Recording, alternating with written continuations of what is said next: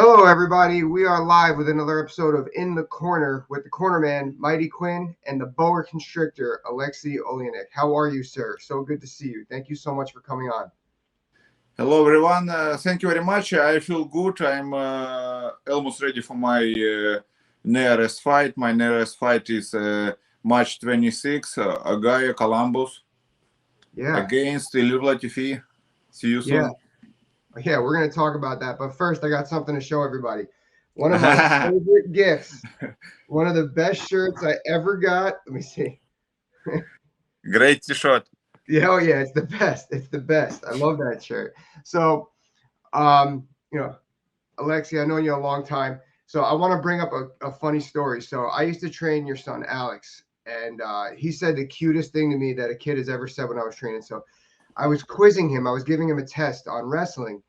And I said, so when do you sprawl? Meaning like when in a wrestling match would you sprawl? And he goes, when you tell me to, coach. And I said, that's a great answer. I said, because looking back, he used to do that because I used to make him go in his wrestling stance and scream sprawl to get him to sprawl. And so I was like, all right, you're doing exactly what I said to do. So it was pretty funny. But all right, so let's get into it. So you're going into your 67th professional fight, correct? Yes. Yes. Awesome. No, not 67. 60. Oh, sorry. Yes. 67 to 68. My fault. Yeah. There was a draw or no contest in there. So yeah, amazing. So when did you start fighting professionally? I know you had a ton of other competitions we could talk about later. When was your first professional fight? My first professional fight was 1996 in Ukraine. Wow. This was a huge tournament. We fight without gloves, without rules. We can beat everywhere. I can beat in the neck. I can jump on my opponent. I can beat on the balls. Everything. What you want? No, thank you. No, thank you. So, was there any money in it? I know. My first pro fight, I got $400. So, was there any money in that tournament? Did you win any money? No. This was absolutely free. I got a diploma, just paper. Hand raised trophy. So. Yeah. That's amazing. It's amazing. You showed so much durability during your career. I feel you have the best grappling in the heavyweight division. You know, I've grappled with you. I know how strong you are, just how much you're able to attack the neck. This past UFC event, Tom Aspinall actually showed really good grappling. I didn't know he had good grappling. I know there's a lot of hype behind him. He's very athletic, but first of all, I haven't seen a straight armbar from anybody in MMA in a long time. Did you watch the fights? Yes, yesterday I watched this fight and I know results and I know what is fight is going. Yeah. I was really impressed with his grappling and I was like, I wonder what Aleksei thought of that. So, it was just a straight armbar, like I said. For those of you who are watching, and it's a pretty difficult move to pull at a high level, especially against a taller opponent like Volkov was. So, all right. So you already mentioned it. Columbus, Ohio, this coming weekend for the UFC Fight Night. You're fighting Ilir Latifi. Now, correct me if I'm wrong. I'm not sure if he's still there. Is he still at American Top Team?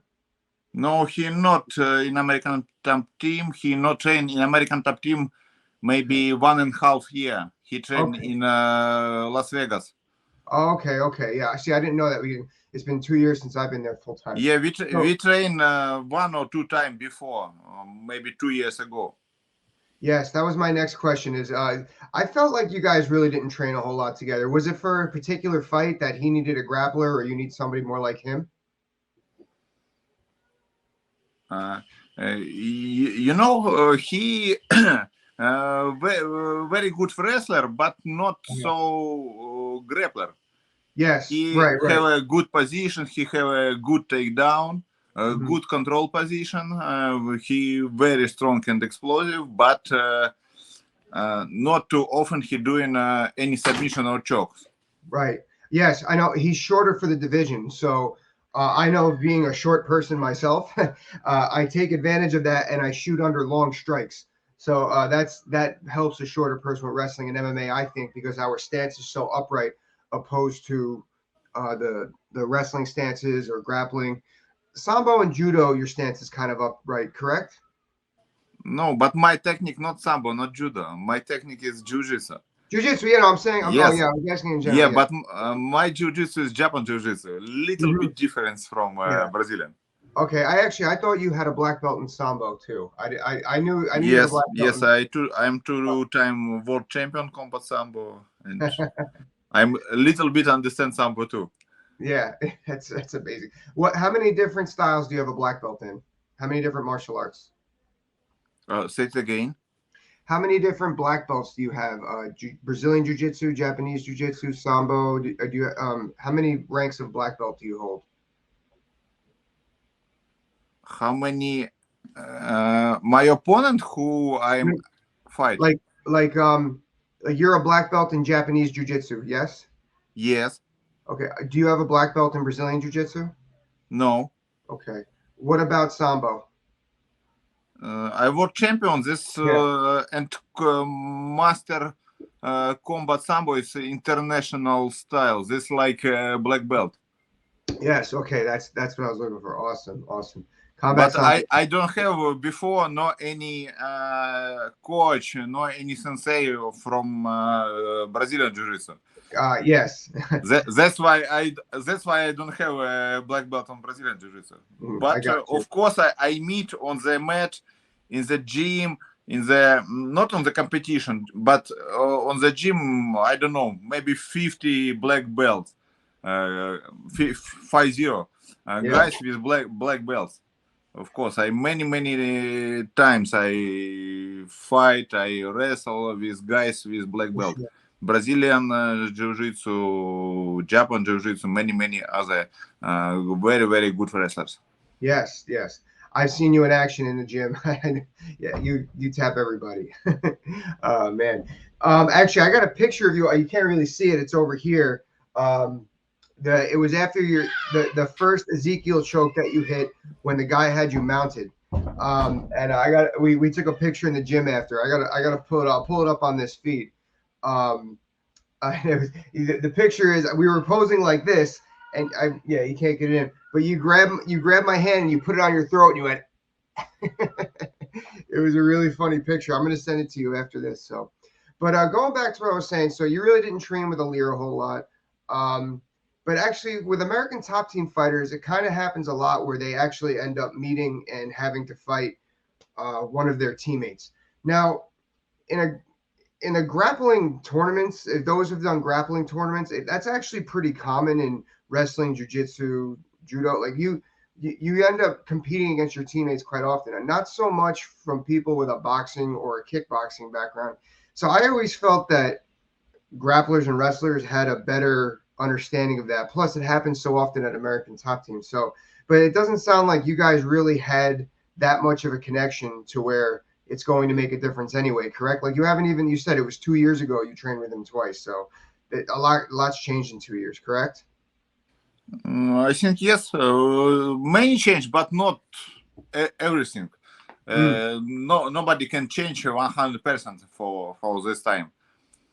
For sure. Because you have a favorite style, you have favorite punch, favorite takedown, everything. I was never going to be a boxer, so I know what you mean. I was wrestling and grappling, and I boxed because I had to. So who have you been working with for this fight? Are you still working with Makaho a lot? This time I work mostly yes with Luciano Macagon, and my sparring partners was Said Salma, this Bellator fighter. Yes, Saeed's one of the guys at American Top Team. I felt like that he was young when he came in, and he really put his time in. He had to train with you a lot. He had to train with a lot like Andrei Arlovsky. He had to train with a lot of big, tough guys, a lot of big names, and he had to like pay his dues and sacrifice. And now he's finally he's finally reaching the level where he's getting paid, he's getting big fights, he's getting noticed. I'm really happy for Saeed. Yeah. This Yeah. very good for both sides. For me, this good opponent with very accuracy working, and Mhm. for him, very good. I'm experienced fighter who can share with my experience with this guy. And Yeah. same when Said worked with Andrew Arlovsky, with Junior Dos Santos, and any other cool guys. Yeah, for sure. So, okay, so we talked about how many fights you've had. So, what's the secret to keeping healthy and keeping such a long career, you think? Nobody knows. What's your secret I recipe? just have, I'm a little bit old style fighter, with old style mentality, with old style like Japan mentality. I don't have one goal. My goal is got belt or got title world champion and finish. No, I just fight, and fight.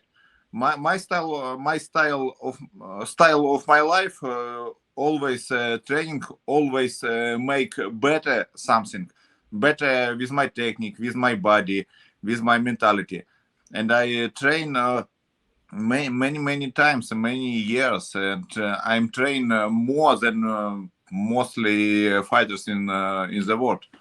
That's why I'm oldest heavyweight, oldest UFC fighter in the world.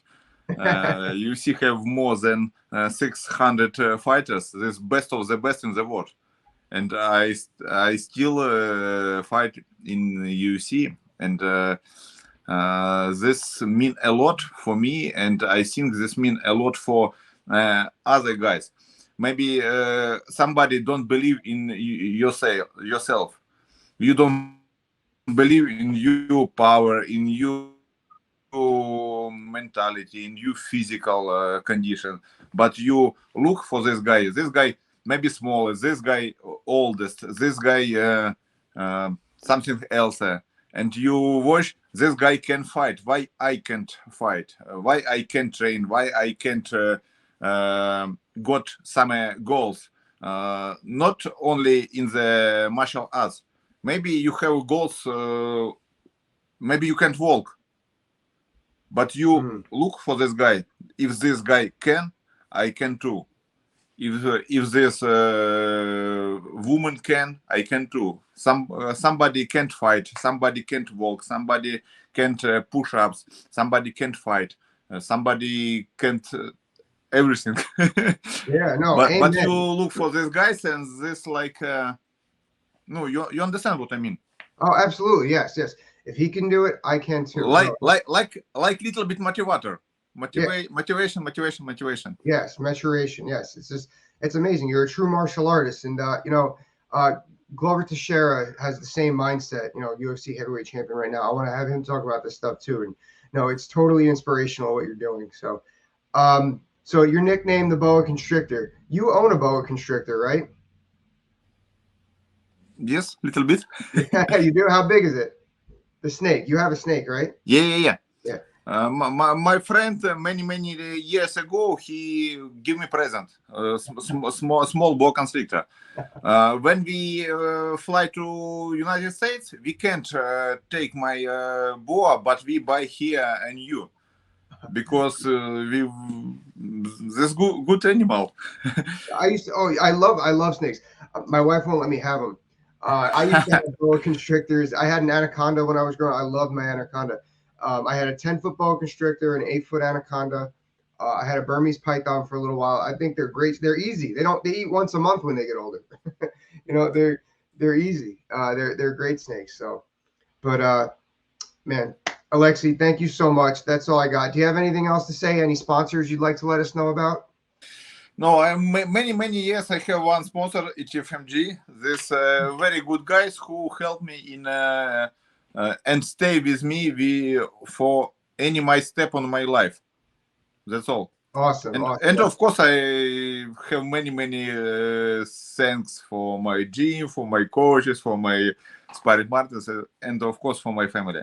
Yes. Oh yeah, you're a big And family thank you man. very much for you not forgot for me and Oh, yeah. call me for you studio. Oh yes. Oh please. I'm gonna have you on again soon for sure. You know, I always love. I remember when you went to the UFC, and I remember you got me a ticket to UFC in Madison Square Garden. I'll never forget that. You know, you were truly one of the most genuine people in this sport, and I really appreciate you. You know, I love your family. You know, your son was the best. I used to love working with him. So that's it, everybody. Thank you so much, Aleksei. Really looking forward to this fight this upcoming weekend, and we're gonna see you soon. Master Ryan, thank you very much.